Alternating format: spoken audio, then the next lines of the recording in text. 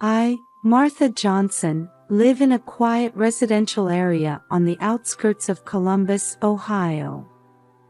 Even at 62, I continue to serve as the organist at our local St. Mary's Church. On Sunday mornings, it's my routine to greet neighbors on my way to church.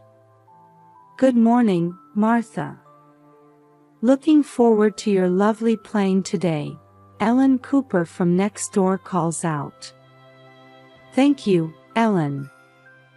I've prepared something special for today, I reply with an inward smile. Music is my life, and playing at church is a precious bond with the people in this town. When I return home, my daughter Sarah, 35, is preparing breakfast in the kitchen. Welcome back, Mom. How was your performance today? Sarah asks. It went very well. Everyone seemed to enjoy it, I answer, looking around for my grandson Tommy, 8. Is Tommy still sleeping? Yes, he was practicing piano late last night, Sarah replies. Indeed, Tommy is our family's treasure. Despite losing his sight in an accident at the age of 2, he possesses an astonishing musical talent. Every time I hear his piano playing, my heart fills with warmth. Sarah's husband, John, 37, comes down the stairs. Good morning, everyone. Martha, how was your performance today? It was wonderful, John, I reply, watching the happy faces of my family. However, I don't miss the occasional shadows that cross Sarah and John's expressions. Are they remembering Tommy's accident? At breakfast time, Tommy finally wakes up. Good morning, Grandma, he smiles at me. His smile is as bright as the sun, lighting up the whole room. Good morning, Tommy. How was your piano practice yesterday? I ask, and Tommy's face lights up. It was great. I can play the new piece much better now, he answers happily. Our daily lives revolve around Tommy's music. The neighbors also recognize Tommy's talent and often offer words of encouragement. Just the other day, when I met Mrs. Richardson at the supermarket, she said, Martha, I'm looking forward to Tommy's recital. That child's talent is truly special. Indeed, Tommy's talent is special. But more than that, what I'm proud of is his positive attitude and willingness to work hard. Despite losing his sight, he never gives up and puts his all into music. This attitude gives courage and hope not only to our family but to the people in this community. At night, the sound of Tommy playing the piano echoes throughout the house. As I listen to the beautiful melody, I think about his future. Surely, a wonderful life awaits him. Believing this, I vow to continue supporting him. On Tommy's 5th birthday, our family prepared a special gift. We had the old upright piano in the living room professionally tuned. Tommy, happy birthday. This is your present, I said, and Tommy carefully approached the piano and touched the keys. I'll never forget the expression on his face at that moment. It was a radiant look, a mixture of curiosity and joy, as if he had discovered a new world. Grandma, is this a real piano? For me? Tommy asked excitedly. Yes, Tommy. It's a special piano just for you, I answered, and Tommy happily began pressing the keys. From that day on, Tommy's interest in the piano grew stronger day by day. Every day, as soon as he got home from school, he would sit at the piano and play with the sounds. I watched over Tommy's interest and gradually began teaching him the basics of piano. We started with simple scales and gradually progressed to simple tunes. Surprisingly, Tommy's progress was beyond imagination. He quickly memorized the songs I taught him and went on to tackle more difficult pieces. His fingers danced over the keys, producing beautiful melodies. "Martha, Tommy's talent is truly remarkable," Sarah said one day. However, I sensed some complex emotions behind her words. John was the same. "Tommy, you're amazing. But you don't have to push yourself too hard, you know," he said, seeming somewhat uneasy. I was a bit concerned about Sarah and John's reactions, but I decided to focus on nurturing Tommy's talent. I consulted with Mrs. Anderson, the local piano teacher, and decided to have Tommy attend her piano lessons. "Martha, Tommy's talent is truly special," Mrs. Anderson exclaimed in surprise. "His musicality surpasses any student I've ever met." The other students in the class were also amazed by Tommy's performances. Tommy's ability to perfectly play difficult pieces despite his lack of sight was an inspiration to everyone. When Tommy turned 6, at Mrs. Anderson's suggestion, a small recital was organized.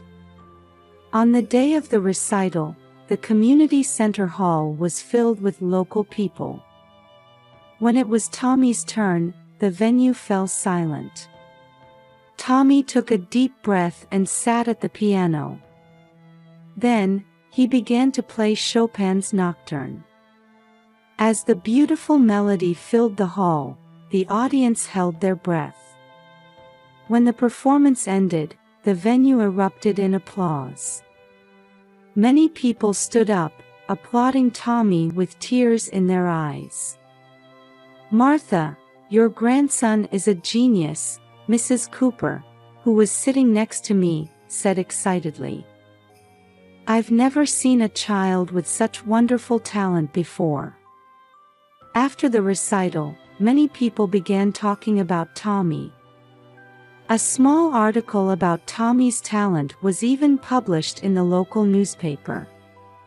However, amidst the excitement, I was concerned about Sarah and John's behavior. They wore happy expressions, but they also seemed somewhat uneasy.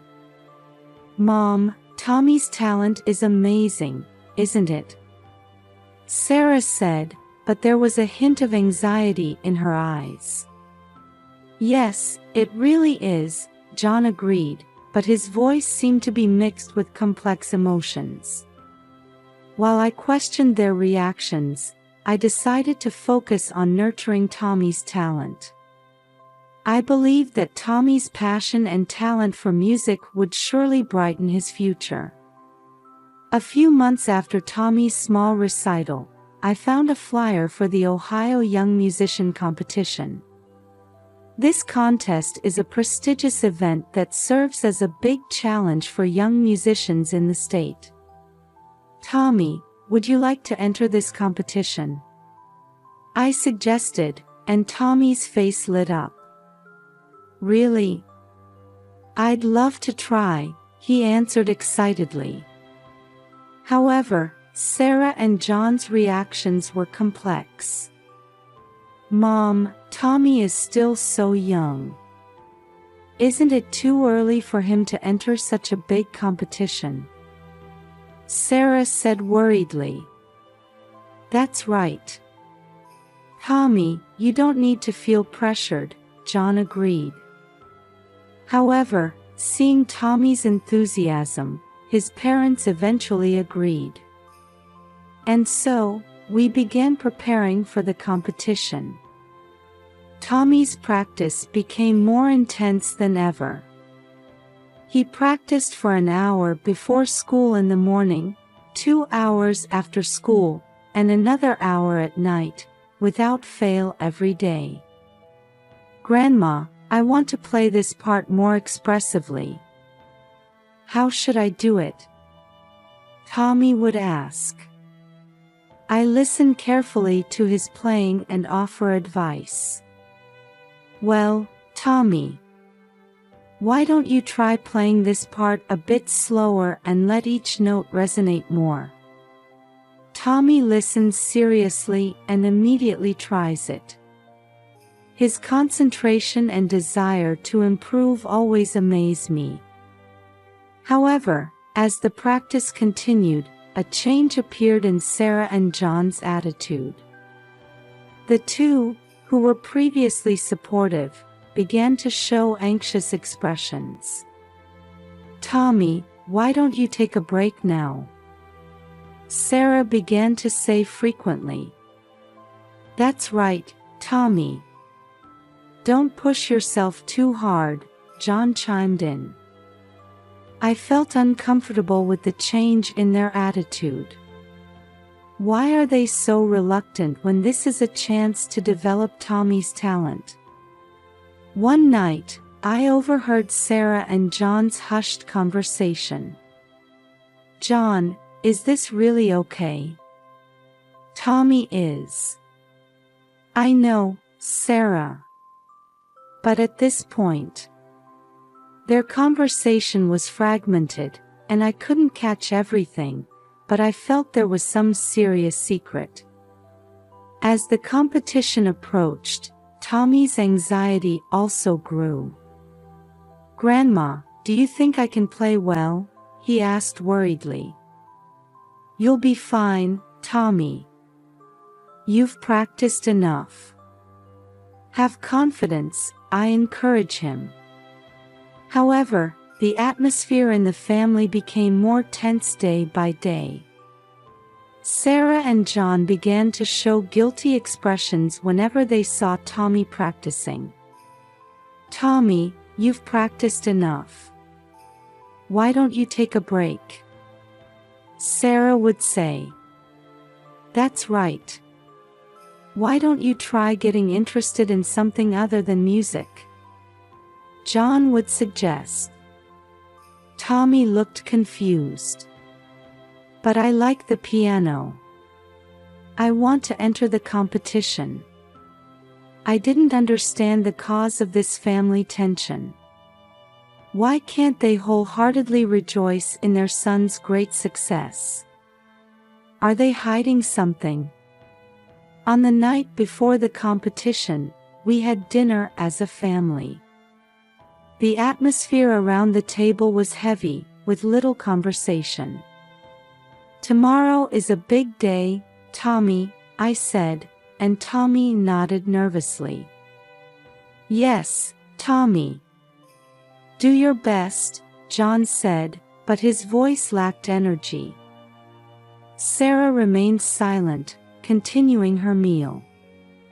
In my heart, doubts grew larger and larger. Does this family have some serious secret?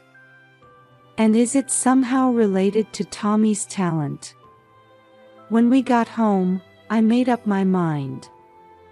I must find out the truth from Sarah and John soon. For Tommy's sake, and for our family's sake. The day after the competition, a celebration for Tommy's victory was to be held at the local community center.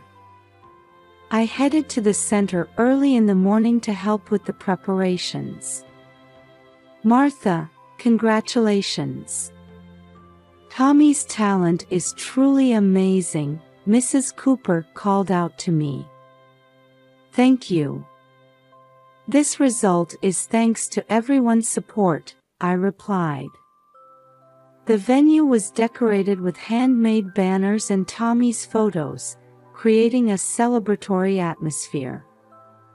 Tables were laid out with cakes and snacks donated by the local bakery. At 2 p.m., the victory celebration began. People from the community, Tommy's school friends, and teachers arrived one after another. Everyone offered warm words to Tommy, praising his talent. "Tommy, your performance was truly wonderful. I'm looking forward to your future activities."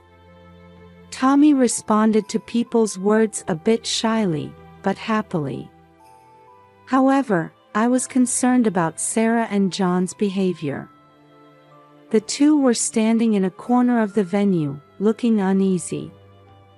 Occasionally, they would look at Tommy with anxious eyes. As the celebration reached its midpoint, the host encouraged Tommy to give a speech. "Now, let's hear a few words from our winner, Tommy." As the venue fell silent, Tommy stood in front of the microphone. He took a deep breath and began to speak. "Everyone, thank you for coming today. I'm truly happy about this victory." Tommy paused for a moment, and then continued with unexpected words. "But there's something I need to tell you all. Actually, the reason I became blind." Tension ran through the venue. I could see Sarah and John's faces turning pale. Actually, it wasn't an accident. My parents intentionally. The sudden confession threw the venue into chaos. People raised voices of surprise, looking at each other. My parents deliberately injured my eyes to make me famous. Tommy's words plunged the venue into complete confusion. People raised voices of anger and surprise, and some even began to cry. I was in a state of shock, looking at Sarah and John. The two were pale-faced and trembling. Suddenly, Sarah cried out, "No. That's not." However, her words were drowned out by the commotion in the venue. The next moment, I saw Sarah and John running towards the exit of the venue. Instinctively, I stood in their way. "Wait. Running away won't solve anything." At my voice, the two stopped. Sarah collapsed in tears, and John stood dazed. At that time, someone seemed to have called the police, as the sound of sirens could be heard. The police arrived and began to assess the situation. The officers are trying to calm the chaotic venue. "Everyone, please calm down. We'll hear the details of the situation," a police officer raised his voice. Tommy quietly approached the police officer and began to tell his story. Sarah and John, accompanied by another police officer, are being questioned in a corner of the venue. I stood by Tommy's side and put my arm around his shoulders. "It's okay, Tommy. No one will hurt you anymore." Tommy nodded slightly and leaned against me. A heavy atmosphere hangs over the venue. People are watching the development of the situation with expressions mixing surprise, sadness, and anger. Mrs. Cooper approached me. "Martha, it must have been hard. Is there anything I can do to help?" "Thank you. For now, I just want to stay by Tommy's side," I answered. The police decided to take Sarah and John to the station. As the two got into the police vehicle, I watched with complex emotions. Anger, sadness, and a strange emptiness fill my heart. The victory celebration ended in a way no one had expected. People quietly left the venue, but with great shock. I hugged Tommy and began preparing to go home. The days ahead will certainly not be easy. However, now that the truth has come to light, we must take a new step forward. What will Tommy's brave confession bring to our family? The answer is not yet visible. I only clearly decided in my heart to continue protecting and supporting Tommy.